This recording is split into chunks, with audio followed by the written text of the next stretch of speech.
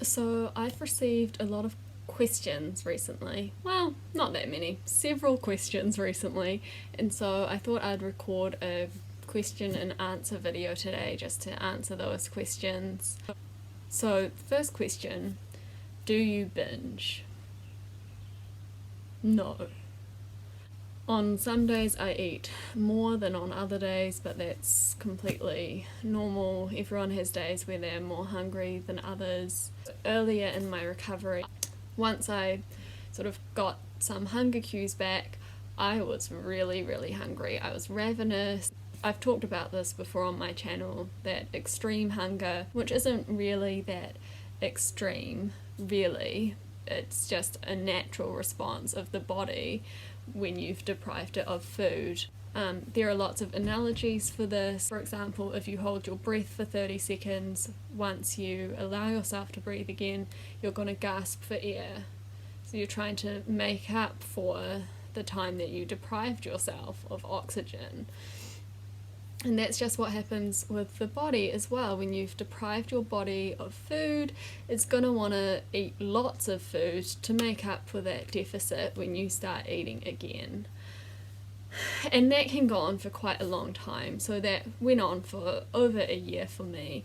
And I guess to other people who didn't know my history, it could well look like I was binging on food. But who cares? And binges are not necessarily a bad thing. I think it was a very necessary part of my journey, and is a necessary part of a lot of people's journeys, to go through that period of eating lots and lots of food. Having said that, it was quite uncomfortable physically and mentally, and so I'm glad to be past that phase now. It basically, that extreme hunger basically gradually declined as I gained weight, although there was a final push when I got really close to my set point. What I believe is my set point. My body sort of pushed me to eat more again, and since gaining a bit more weight, I haven't experienced extreme hunger, and I haven't binged or eaten lots of food in one sitting, or felt out of control around food, or any of those things. There's nothing at all wrong with binging. In my opinion, binging is usually a response to restriction, and so the restriction is the issue, not the binging. How is your mood? My mood is pretty decent. I have experienced low mood or episodes of depression for a long time, but particularly the past year, on and off, despite already being on medication for that. And so about 6 weeks ago, I increased my medication dosage, and that seems to be helping. There have been a couple of side effects, including very vivid dreams and needing to sleep more. For example, I slept for 12 hours last night, which is not typical for me, but it seems to be helping my mood. I feel more capable of getting things done. I'm actually doing some study for my PhD, whereas for the past few months I really felt like I was unable to get much done at all, and so that's very satisfying. Although I do still have days of feeling anxious and quite low, it feels like now I have more good days interspersed with a few bad ones, rather than more bad days interspersed with a few good ones. So I'm crossing my fingers that this positive spell increases. I actually saw my psychiatrist yesterday, and he has added another medication to what I'm already taking, with the view to perhaps switching my medications, but we'll see what happens with that. So, can you give an update on your experience of night eating? Yes. So I can't exactly remember what I said in my last YouTube video on night eating, and I hate watching myself back, which is probably one of the reasons I'm really bad at editing these videos, but I'm not going to go back and watch it. I think from what I recall, I was struggling with I was eating quite a lot at night and struggling with accepting that. And that was despite eating to satiety during the day, so I wasn't really sure what was going on, except that I had read in books and heard from other people that it's actually quite normal to eat a lot at night as you recover from eating disorder or past restriction.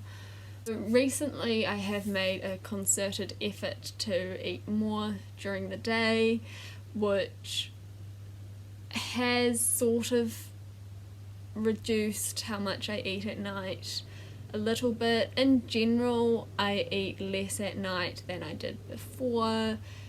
I don't always eat snacks at night either, though most of the time I do. I was actually just thinking about this today. Like, most of us on this journey are given this idea of a 3 meals, 3 snacks per day plan. But maybe that's not what my body actually wants or needs. Maybe my body actually needs a 4 meals per day, 2 snacks plan. And there's nothing wrong with that. Because I know prior to when my eating disorder got quite bad, I would often eat something substantial for afternoon tea, essentially a meal, and maybe my body needs that 4 meals per day rather than the conventional 3 meals. So that's something else that I'm thinking about and might try out. There's nothing wrong with eating at night at all, except that it is kind of inconvenient. And it's also kind of hard to fall asleep when my stomach is really full. So yeah, a couple of things that help eating more during the day, and that's kind of been a push, because even when I don't feel hungry during the day, I'm trying to eat more and see if that helps. And eating a decent dessert after dinner, always have something for dessert. And basically just including another meal in my day, I think might be something that will help. But I also wonder if eating lots at night is kind of a subconscious effort on my part to reduce the eating disorder thoughts that I have in the morning. Because when I get hungry, my eating disorder thoughts worsen. The hungrier I get, the worse they get. And so overnight is quite a long time without food. So if I wake up feeling really hungry in the morning, those eating disorder thoughts are instantly there. And that means it's kind of a struggle to eat breakfast. I do it, but it's a bit of a struggle. Whereas if I eat more at night, when I wake up, I'm not going to be as hungry. Those eating disorder thoughts aren't as strong. And so it's actually easier to eat breakfast. So I'm starting to think that the night eating, perhaps something protective to help me and actually serves a purpose beyond just satisfying my hunger at that time. So that's something else that I'm pondering at the moment. But so at the moment, I guess, yeah, I probably do eat more than the average person eats at night, although I have no idea what the average person eats at night. And I'm just continuing to respond to that and accept that that's where I'm at. So another question is, how did you develop healthy coping skills? Because we know that anorexia is not a healthy coping skill. So I do get quite anxious sometimes, experience low mood, and so it's really important to have coping skills beyond anorexia. So beyond coping skills that are not anorexia, so can't turn to anorexia.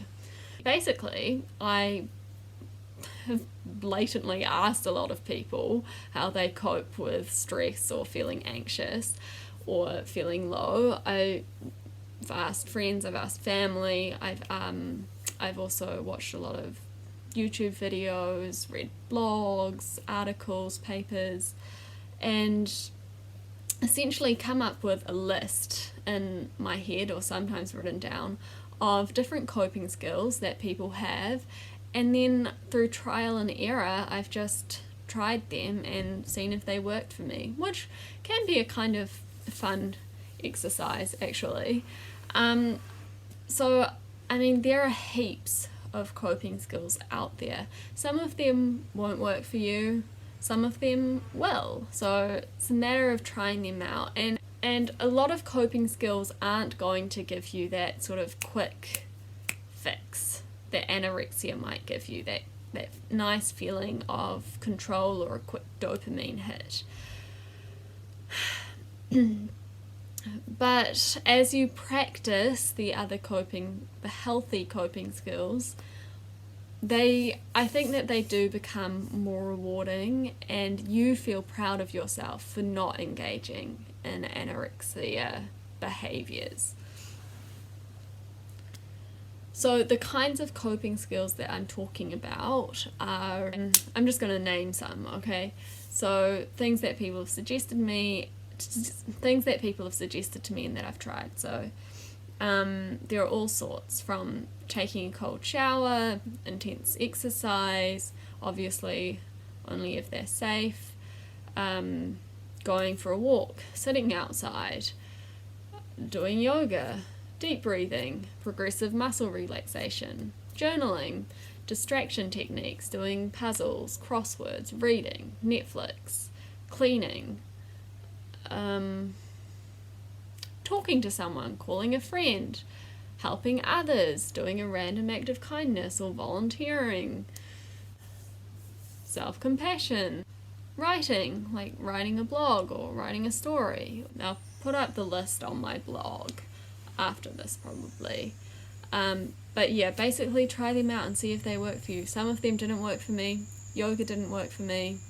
Going for a walk doesn't work for me. Cold showers worked very well for me. If I get, now that I can, because I'm a healthy weight, I haven't done this so much recently, but like a few months ago even, if I got overwhelmed by eating disorder thoughts, just taking a cold shower to snap me out of that really did help quite a bit. Weighted blankets is another one. Sitting with a blanket can be quite comforting. Having something to fidget with. Essential oils, smelling something. Like, there are lots and lots to try. Just the process of finding what works for you, I think, and remembering that there is no other option as well. You can't go back to anorexia because that's a maladaptive coping skill. It's not going to help you. The final question is, how do you cope with being unproductive? So if you know me, then you will know that this is something that I still struggle with. I don't have all the answers. Last weekend, my sister came over and we watched Netflix for like a couple of hours, and I did have that niggly thought, like, you could be doing something more productive right now. But two things I remind myself of. One, rest is productive. You can't be go, go, go all the time. Your body needs time to recharge, so does your mind. Rest is really important. And two, you are worth more than your productivity. Like, being ultra productive doesn't really serve anyone, because you'll burn yourself out. Your family and friends will have to help pick you up probably. And so the only person who might benefit is perhaps capitalism, if that. And like, life is not for being super productive, in my opinion. Life, like, it's very cliche, right? But we only have one shot at this. And so we might as well try and enjoy it. And yeah, there's really no point in being super duper productive. I actually had like notes to talk about this, but the file has corrupted itself, so I can't do that. Alright, so having said all that, which took a lot longer than I expected, I'm gonna stop the video here because I want to relax, and relaxation is important. So thank you for watching. I hope that you're keeping well, and I'll record again soon. Sending you lots of love. Bye!